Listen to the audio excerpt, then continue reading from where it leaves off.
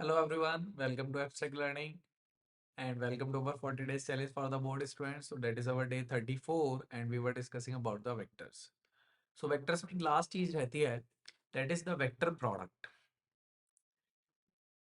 So discuss कर लेते हैं इसको क्या होती है ये vector product या इसको हम क्रॉस प्रोडक्ट भी बोल देते हैं क्रॉस प्रोडक्ट।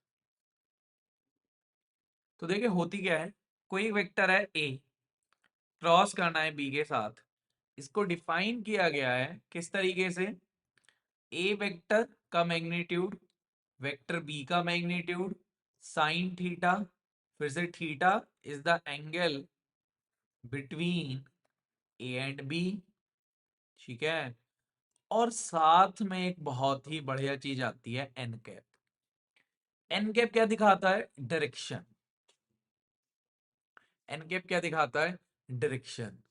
इसका मतलब क्या है? इसका मतलब है कि ए क्रॉस बी परपेंडिकुलर होता है ए एज वेल एज बी के। इसको समझ लेना, ये की पॉइंट है अपने लिए, है ना, कि जो वेक्टर ए क्रॉस बी आता है, पहली चीज तो वो जो प्रोडक्ट आता है वो एक वेक्टर प्रोडक्ट इसलिए ही बोला गया है उसको क्योंकि वो जो प्रोडक्ट है आपका वो कैसा आता है? Vector product. ठीक है, वेक्टर क्वांटिटी आती है इसलिए वेक्टर प्रोडक्ट बोला है। दूसरा, वो जो ए क्रॉस बी होता है वो ए और बी दोनों के क्या होता है? परपेंडिकुलर होता है। तो जैसे मैं आपको फॉर एन एग्जांपल बना के दिखाऊं, लेट्स से मैंने एक वेक्टर ए बनाया, ठीक है, एक वेक्टर ये बी बनाया। अगर ये दोनों मान लो इस प्लेन में है, जिस प्लेन में मैं आपको लिख रहा हूं पढ़ा रहा हूं उस प्लेन में है ये, ठीक है, तो जो ए क्रॉस बी होगा इसके परपेंडिकुलर प्लेन में मिलेगा। ये प्लेन कौन सा है जिसकी हम बात कर रहे हैं? इसको एक्स वाई प्लेन मान लेते हैं। देखो मेरा हाथ मूव हो रहा है, एक्स वाई प्लेन है ये। इसके अंदर और बाहर, अंदर और बाहर, है ना, कौन सा प्लेन है? जेड प्लेन, जिसमें आप मेरी तरफ देख सकते हैं या मैं आपकी तरफ देख रहा हूं, जेड प्लेन, जेड एक्सिस के अलॉन्ग है वो। उसमें मिलेगा मेरे को इन दोनों का क्या? ए क्रॉस बी।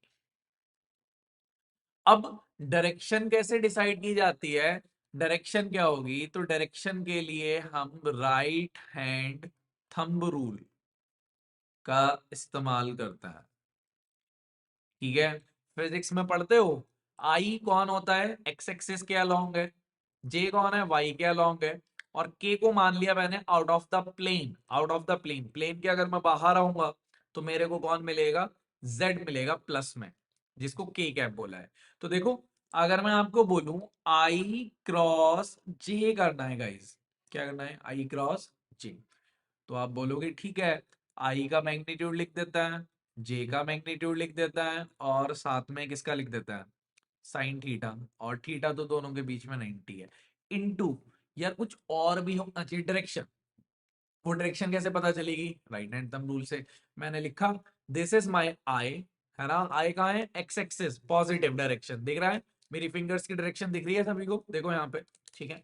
वाई, मैं ऐसे मूव करूंगा, राइट हैंड थंब रूल, है ना, ऐसे मूव करूंगा, वाई में पहुंचूंगा, जहां मेरा थंब डायरेक्शन देगा वही मेरे पास कौन आएगा? डायरेक्शन आएगा। फिर से सुन लो, ये एक्स है, आई कैप पॉजिटिव, जे फिंगर क्रॉस, कहां पे आया? मेरी तरफ आया, आउट ऑफ द प्लेन। कहां से निकल रहा है? Out of the plane. तो ये कौन है आपके पास? ये है बेसिकली आपके पास के कैप। तो ये बन गया, बाकी तो सब वन हो गई वैल्यू, तो आई क्रॉस के जे कौन बना? के कैप। जैसे मैं आपसे पूछूं जे क्रॉस के क्या बनेगा, सुनना ध्यान से। आपने बोला जे तो ऊपर होता है, जे ऊपर है ऐसे, के कहाँ है? मेरी तरफ है, तो आपने फिंगर्स को रोटेट किया जे से के की तरफ, तो आपका थंब किस डायरेक्शन में है गाइस?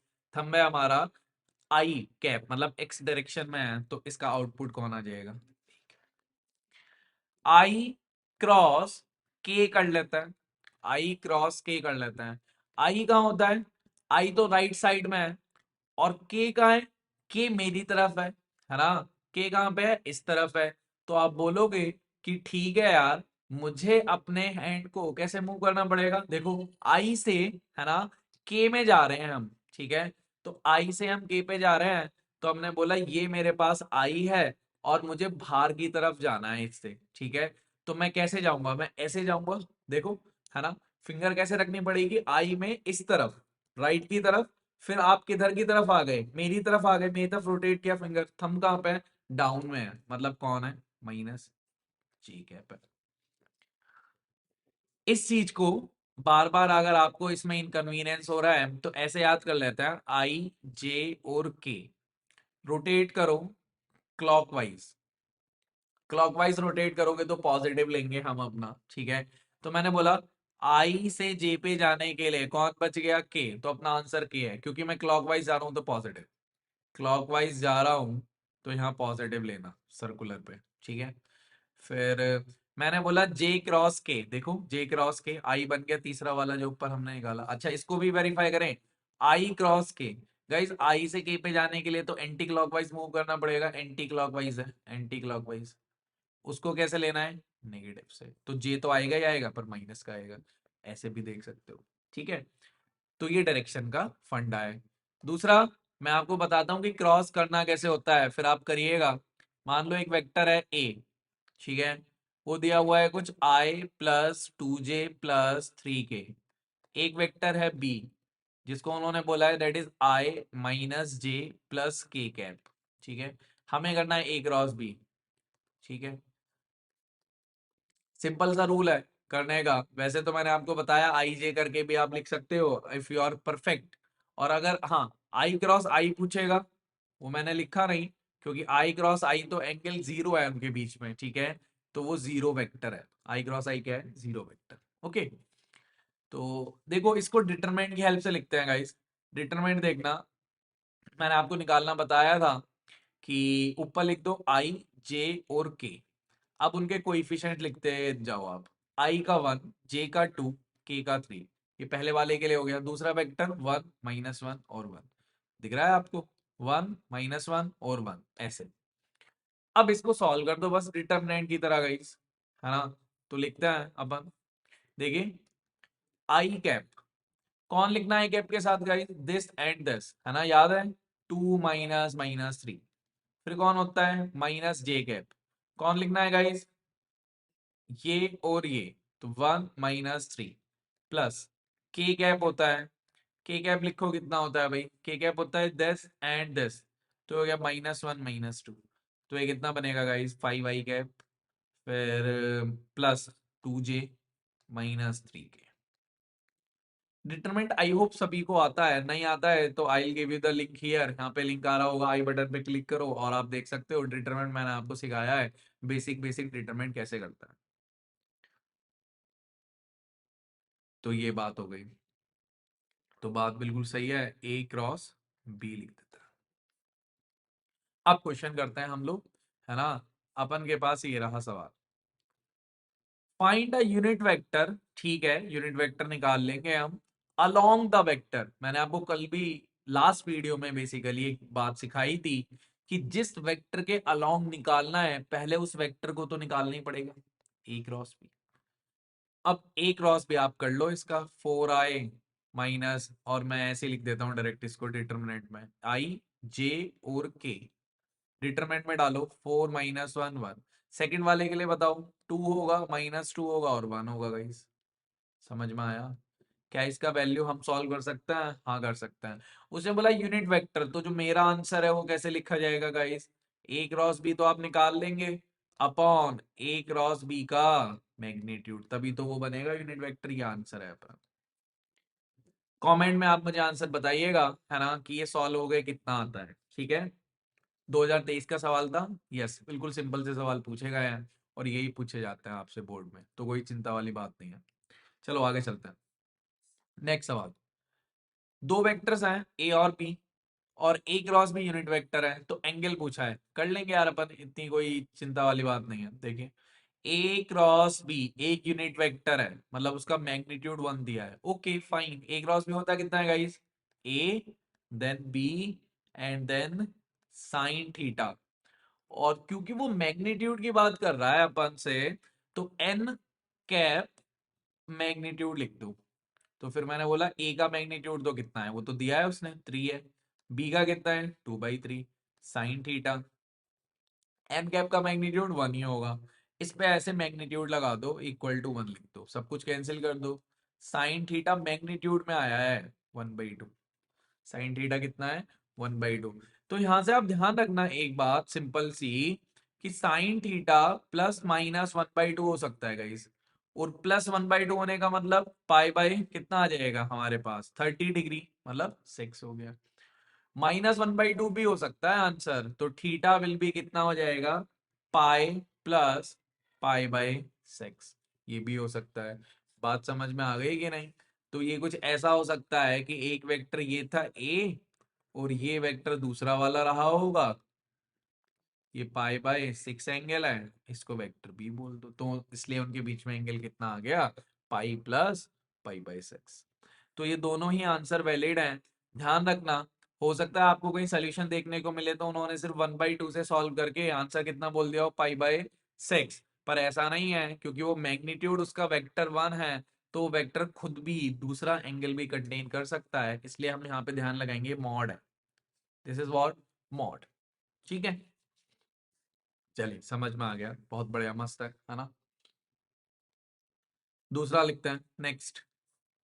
नेक्स्ट इज, अच्छा ये चीज है, तो मैं आपको फॉर्मूला लिखवा देता हूं कि एरिया ऑफ ट्रायंगल अगर आप लिखते हो ना, तो वो half of A cross B होता है। Half of A cross B का मैग्नीट्यूड। एक ये है, एक बी है, और दोनों से हमने ट्रायंगल बनाया, तो वो इस तरीके से होता है। ठीक है, प्रूफ बड़ा आसान सा है, ट्रिग्नोमेट्री से बड़ा इजीली जो है प्रूफ लिख लिया जाता है, पर उस पे अभी नहीं जा रहे हैं अपन, है ना? तो half of A cross B का मैग्नीट्यूड।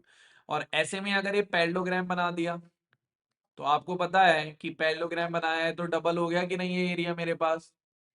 पैरेललोग्राम है तो डबल हो गया एरिया। तो अपन ने बोला कि ठीक है डबल कर दो यार। डबल कितना? ए क्रॉस बी का मैग्नीट्यूड। आई होप कि सभी बच्चे इस ए क्रॉस बी को बड़ी आसानी से निकाल सकते हैं। क्रॉस प्रोडक्ट सभी को करना आता है, ये फॉर्मूला आप मार्क कर लो, ध्यान रखना ट्रायंगल के लिए भी। ठीक है, फाइन। नेक्स्ट। नेक्स्ट क्या है? ये अच्छा सवाल है। ए और बी दो वेक्टर हैं, यूनिट वेक्टर बताना है। Okay fine, unit vector perpendicular to both these two. मैंने आपको बताया वो वेक्टर जो इन दोनों के परपेंडिकुलर हो, वो वेक्टर कौन होगा गाइस? वो वेक्टर होगा इन दोनों का क्रॉस प्रोडक्ट। इन दोनों का क्रॉस प्रोडक्ट। समझ में आ गई बात? चलिए ठीक है, बहुत बढ़िया है। डिवाइड बाय, ये जितना आएगा उसका मैग्नीट्यूड, क्योंकि यूनिट वेक्टर की बात की है उसने, तो फिर मैग्नीट्यूड भी लिखना पड़ेगा अपने को। मैं, एक तो तरीका है, पहला मेथड है कि आप क्या करो, a प्लस बी निकाल लो। जैसे मैं आपको लिख के बताऊं, 2i सॉरी, मैं आयोटा बोल देता हूँ हमेशा। 2i ये दोनों ऐड कर दीजिए ना अपने पास, प्लस कितना? 3j, और प्लस 4k। ठीक, a माइनस बी कर लो आप। a माइनस बी कितना है? 0i कैप, फिर माइनस जे कैप, और फिर -2k कैप। सिंपल सी बात है, और आप जो है सॉल्व कर देना। आई होप सभी का आंसर आ जाएगा। एक और तरीका हो सकता है सॉल्व करने का, मेथड 2 की बात कर रहे हैं। जब आप क्रॉस प्रोडक्ट करेंगे ना, तो देखिए क्या होगा, ये जो ए दिख रहा है, ए क्रॉस करेगा ए के साथ, तो ए क्रॉस ए कितना होता है भाई? अरे ए क्रॉस ए तो 0 हो गया ना गाइस। दोनों के बीच में एंगल कितना है? 0 डिग्री, साइन 0 0 होता है, तो मैं इसको इस्तेमाल करूंगा। ठीक है, ऐसे बी क्रॉस बी भी कितना लिख दोगे आप गाइस? 0। ठीक है, तो अब देखना ऊपर प्रोडक्ट करता है, A plus B product cross A minus B. Okay, so let's solve.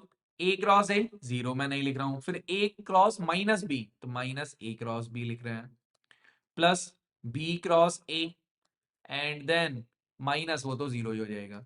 देखो वेक्टर में क्या है, क्योंकि डायरेक्शन भी बताता है, ए क्रॉस बी और बी क्रॉस ए का मतलब क्या होता है? Exactly reverse direction. A cross B और बी क्रॉस ए का क्या मतलब है? Reverse direction. आपने देखा था, आई क्रॉस जे किया तो मैंने के आ गया, और आई क्रॉस जे करूंगा तो कितना आएगा? -k, क्योंकि मैंने वो बताया ना क्लॉकवाइज और एंटी क्लॉकवाइज वाला। ठीक है, लॉजिक। तो हमने बोला यार इसको भी बी क्रॉस ए लिख दो, प्लस बी क्रॉस ए लिख दो, तो अपना पास 2b क्रॉस है, तो हमारा थोड़ा सा मेहनत बच जाएगा। आपको ये नहीं निकालना पड़ेगा प्लस वाला, जो भी आपको अच्छा लगे आप वो निकाल दो। तो यहाँ से आप फाइनल आंसर क्या लिखेंगे हम, ट्वाइस ऑफ ये है डिवाइड बाय इसका मैग्नीट्यूड। ठीक है, तो 2 तो आप कैंसिल ही करके दिखा दोगे गाइस। तो बेसिकली अपना आंसर क्या हो जाएगा, B cross A upon B cross A का मैग्नीट्यूड। ये अपना आंसर आ जाएगा। ठीक है, तो अपने को वेक्टर ही चाहिए था ना।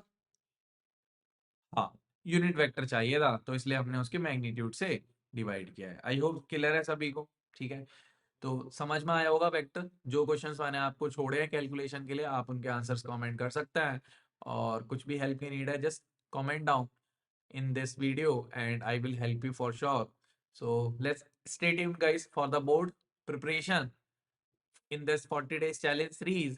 And now I'm going to start the for J 2024 April attempt series as well, modified PQ PYQ series. Okay, so मिलते हैं वहां पर। ठीक है, तब तक के लिए बाय एवरीवन, थैंक यू।